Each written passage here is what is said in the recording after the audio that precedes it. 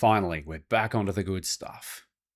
This 1944 transmission for our Wespe has been begging to be pulled apart, and this week, Steve is finally making a start on it. He's already pulled apart, refurbished and rebuilt a Stug 3 transmission and differential, so he's got plenty of experience. What we're hoping for is a nice, oily and water-free unit that won't require too much disassembly or new parts. Should put a video effect in there where you get the sparkle coming off the brand new shackle, huh? Ding! So what do you reckon the probabilities are that we'll be able to get away with this being a heat-free episode? I reckon the chances are pretty good. After giving everything a nice lube up, Steve starts taking some reference photos of everything. During the disassembly process, he usually makes a lot of notes and keeps a very thorough journal of all the work that he does. This sort of thing's critical for work like this. What are you going to pick? Which one? North or south? I reckon we'll start from south. We'll start with the engine input end and the clutch housing.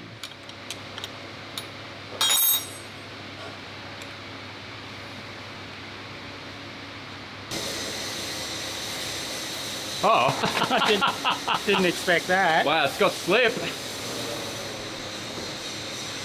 Look at that. We didn't know it had that.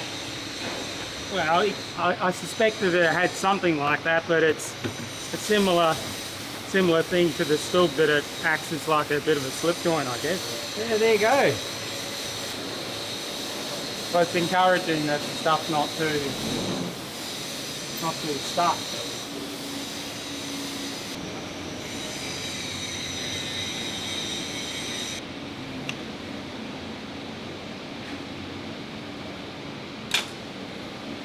A witness mark.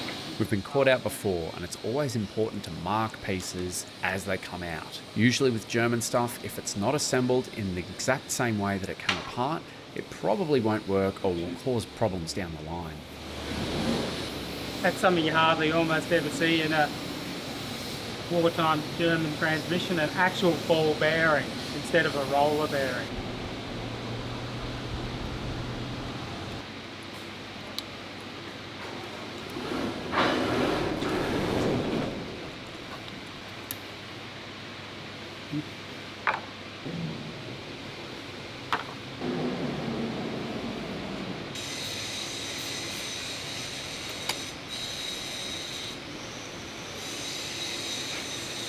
So you know what this piece is here I'm trying to get off?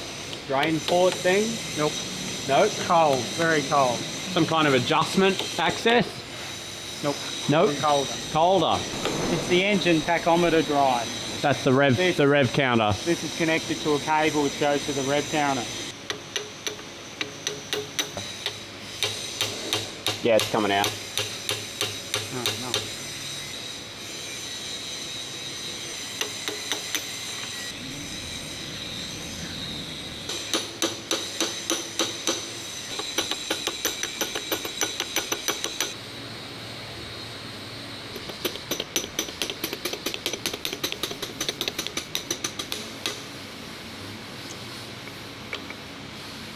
Hurrah! Just as smooth as the day it was made. Harold tells me this is a torch mount. A torch mount? Yes.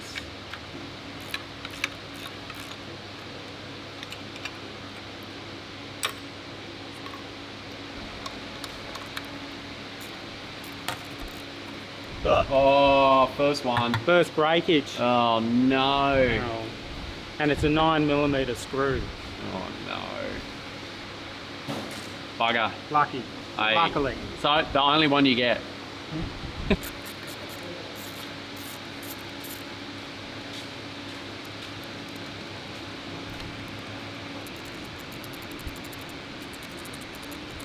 What will it reveal? Oh. Time for some tool abuse. Yeah, it's more tool abuse. Well, there's not much abuse needed. Oh my god. Look at that.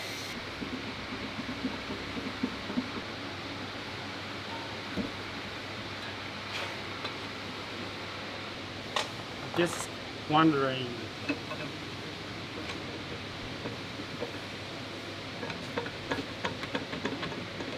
I think maybe I might need you on one pry bar and me on the other.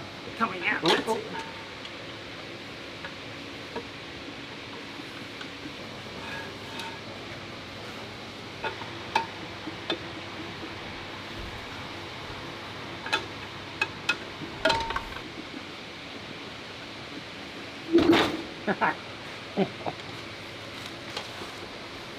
Now for the big reveal. Check out the condition of that, huh? Wow. I've seen worse, I've unpacked worse stuff out brand new out of an auto parts store. Isn't that incredible? Look at that. Daryl, what do you think? If he's happy, I'm happy. I hit things with a hammer for a living. Isn't that incredible? Oh, hold on. There's something inside. Well spotted. Looks like a bunch of mouse traps. Isn't that incredible? I mean, this is a real old school type clutch kit, and everything's all adjustable, and it's got all the different coil springs in there, but isn't that incredible? This is a fantastic start to the transmission disassembly. We'll pull this apart later, but Steve is very confident that all it will need are some new clutch pads. Throw out bearing looks all right. Yeah. We may not even need to replace this, you know. It feels really good. I mean, of course, it needs a bit of a clean and some grease on here, but it's still working after 80 plus years. That's really quite incredible. So we'll save that little delight for later to open it up and see what the condition's like. It's a boy. It's surprisingly modern looking. Oh, is that felt? It's felt. Daryl, your favourite, got some felt. Perfect condition. Yeah. No, 1943. oh, a fine year. I'm from the western slopes. Lots of sun. There's no grease in here. I think this was probably so that you could drip oil or something on here to help keep this lubricated, but this is all completely dry, so you must have missed that bit.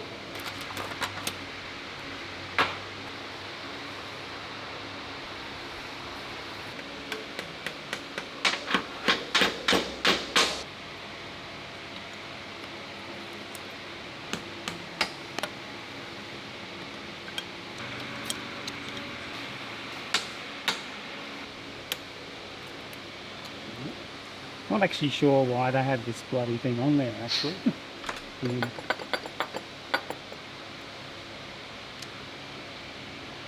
That's why.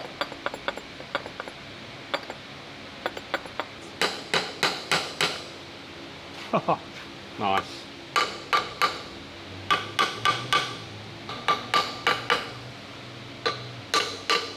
Ooh, we got oil. We got leakage.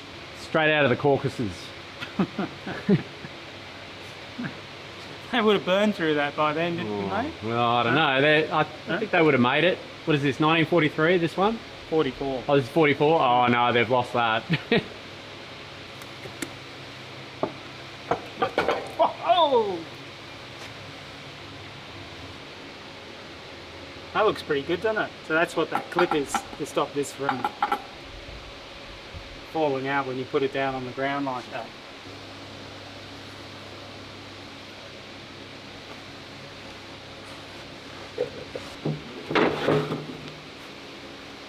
This is starting to look fairly familiar to the Stilk 3, I think. That's what I was thinking. Pretty familiar. Well, that was pretty painless, wasn't it, huh? So far, so good. So far, so good. Yeah, I reckon we get the other end off, and then shifter off, reverse lockout off, cover plate on this side, port side cover plate, and then starboard side cover plate. Disconnect the shifters, and then start to pull the cross bolts out, and then see if we can lever the thing apart. What would you call this bit, Steve? I've been trying to actually think myself what it is. It's T-drive unit. T-drive unit. T-drive. Okay, we'll call it that.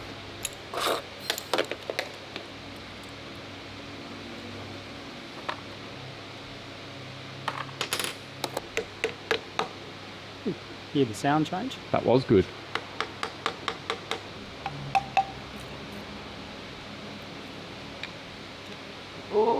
What are we expecting behind here?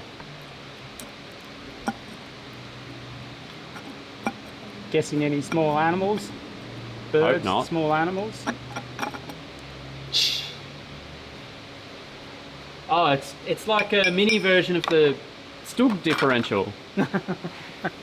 Perfect condition. Yep. Looks brilliant, isn't it? So this is the speedo, this one here. Yeah, so this is a speedometer, so that for measuring distance as well too. I don't know if they actually tank drivers were obeying speed limits and stuff, but I guess they probably wanted to keep a track of distance and stuff. Like new, the gears, isn't it? When we get it apart, we'll have a bit more of a look because we're all familiar now with tooth patterns and things like that. Oh, you So can sort of see it. It's had a bit of use. yeah, it's had some use.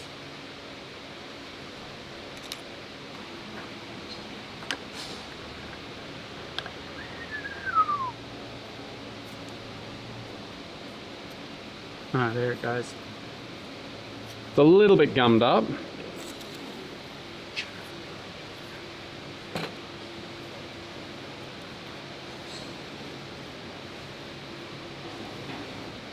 Stuck a bit in there, but I reckon we can fix that pretty easily. But look at the condition of the gears. And it has had quite a bit of use too, so you can see the wear on it. Yeah, you can. Wow. Yeah, I mean it's not like deep wear, but it's just taken the sort of, there's like some sort of a phosphor coating on the gear, so it's just worn that off. Get this little oil pump out. Yeah, I reckon we probably should unbolt it from here because there looks like there's a drive shaft which goes through into the transmission maybe because it's not splined to the T-drive gear. In order to get this pump out, I've got to take the fittings out so it fits through here.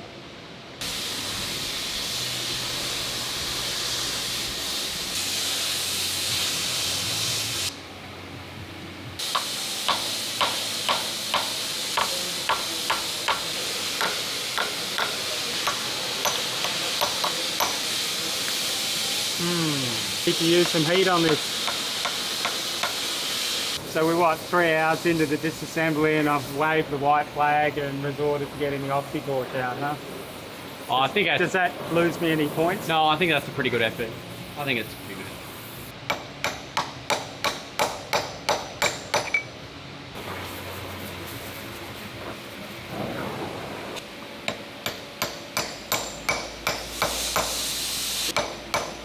Oh, nicely done. Smooth. Cracked it.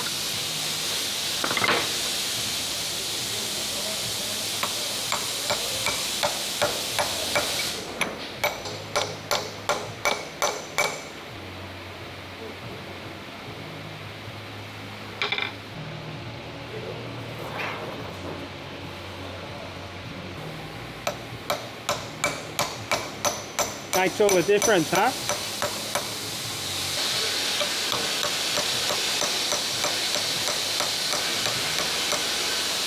Wow.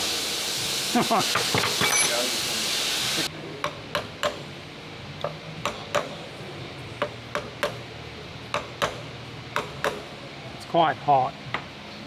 We just let it cool down a bit, take a few more split pins out, and then give it a quick heat and it'll pull out, I reckon. Yeah.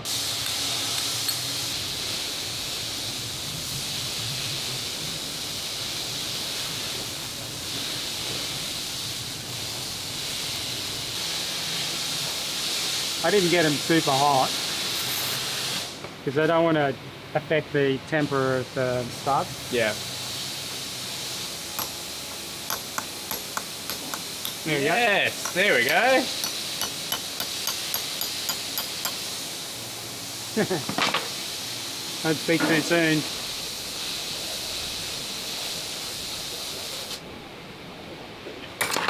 There we go. Oh, there was some movement. No, you still got it. You still got it. Yeah. Dope. Dope. Me not put punch in so far.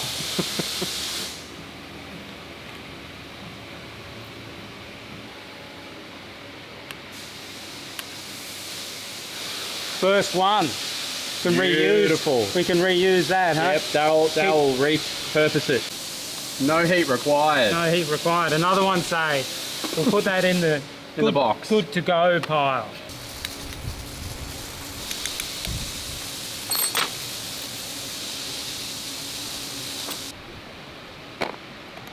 Yes. Amazing, amazing.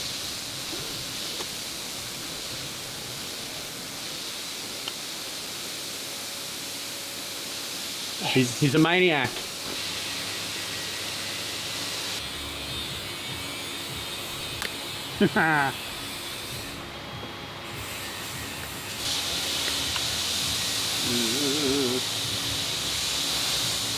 Divide and conquer. Exactly. Another one saved. Huh? Oh, it's like the best one yet. Beautiful. Here we go. Even better.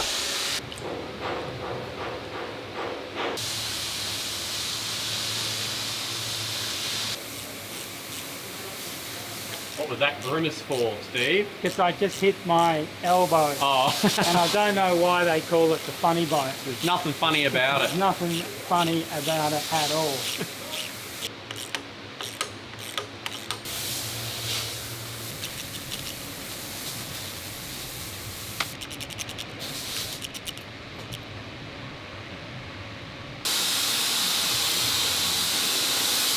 There may also be one at the bottom.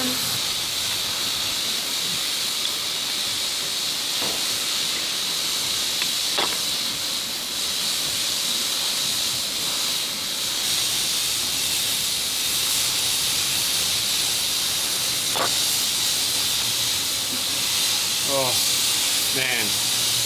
You are one brave man. You may need to wiggle waggle it a bit to get it off. Is it front heavy or is it pretty good? I don't know. I think Wow, that looks heavy. Fingers? You alright?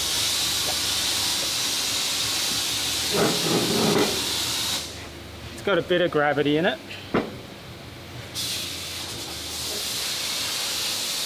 Well,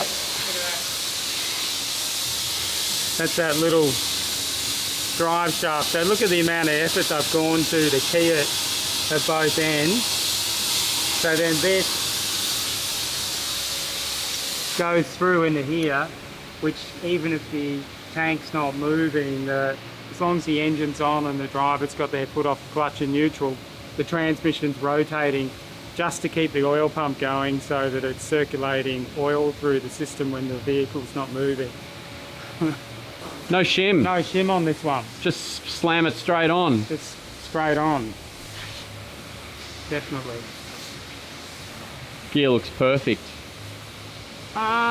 It's actually got quite significant wear in it because I think it's not adjusted properly. So we'll be definitely checking the final of drive adjustment before we put this together because it doesn't look like it's correct to me, but best thing of all, there's no rust on it. Yeah, that's the main thing.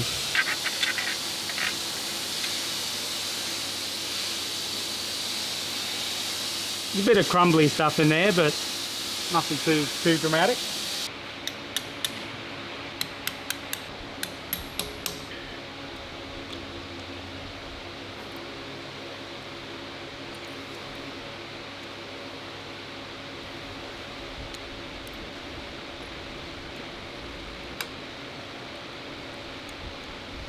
Yeah, well, it's nice to pull something apart that's not all flogged out and rusted and Yeah. rugged, you know.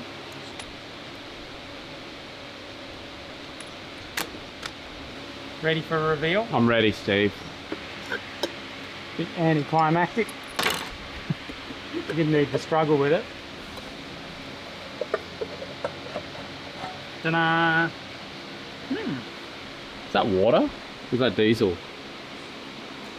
Diesel-y water. It's actually water. Ooh. It's actually water. Uh-oh.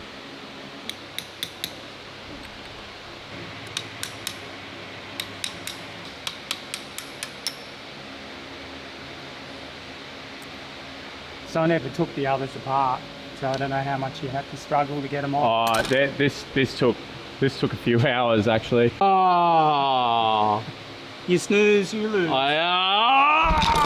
So we don't need a special tool. There's still probably another 3 of them to go, I think.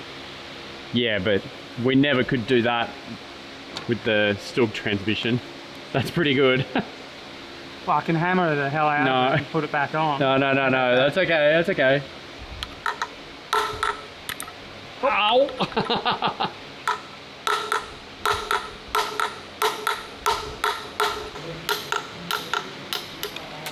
Tunk.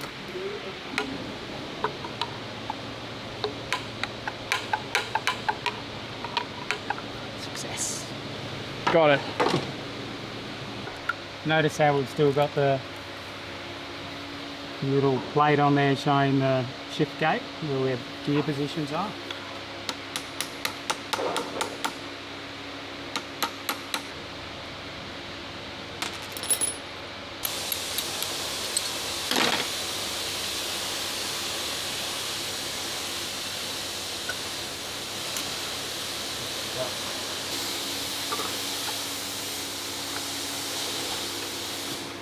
Look how beautiful and condition it is. Looks like out of a cap gun.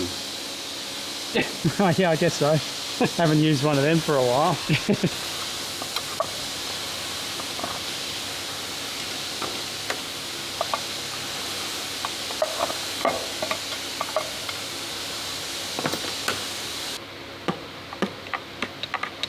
No, look at that.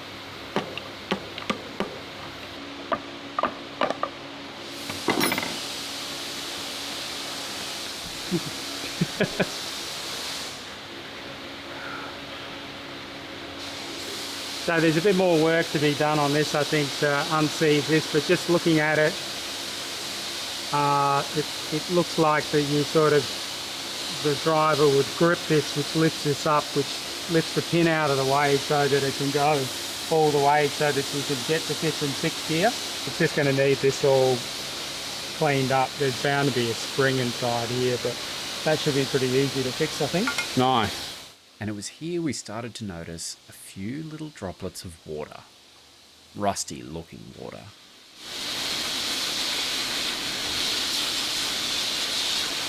There's more water leaking out.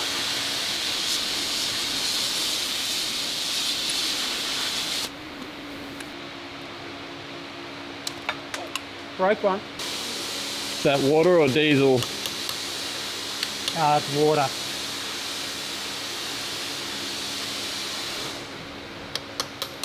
Flag and moved on. Next big reveal, what are we expecting to find behind there? What do you reckon, Darryl? Either bronze knickers. It does look rusty.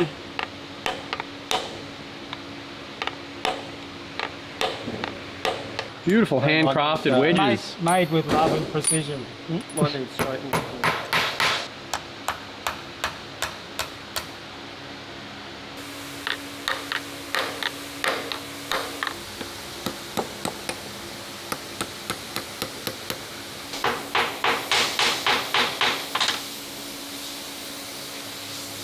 I thought I had some more, but I can't find them.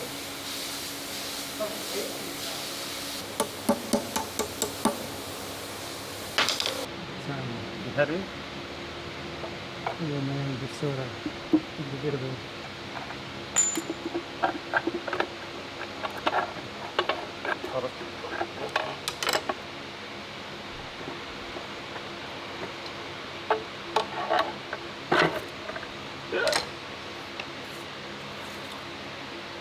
Look at all that crusty stuff, huh?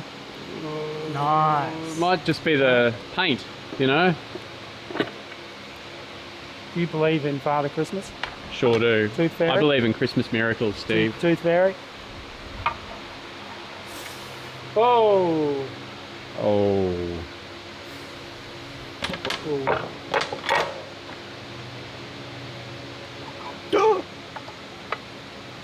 That's that detent spring. So that's lost its spring. Let's look. Let's get to judge the length of it. There's the other end there. Yeah. That's the... Well, you were right about the water level, but oh man. Oh, look at that. Isn't it just... You're the owner of a newly minted young child. Yeah. I'm sure you've seen your fair share of that. I sure have. Well, he doesn't do them anymore. That's nice. It looks bad, but this will tidy up all right, won't it? Yeah, it's going to take a bit of time to firstly get it all apart, because all of these precision fit items will be fairly reluctant to come apart. All of these shafts here have got rubber O-rings behind them, which is supposed to stop oil from getting out of the transmission into here, but I'm guessing there's going to be some water or has been some water in there. How much and how much damage it's done remains to be seen, but at least we've got an idea of the high water mark.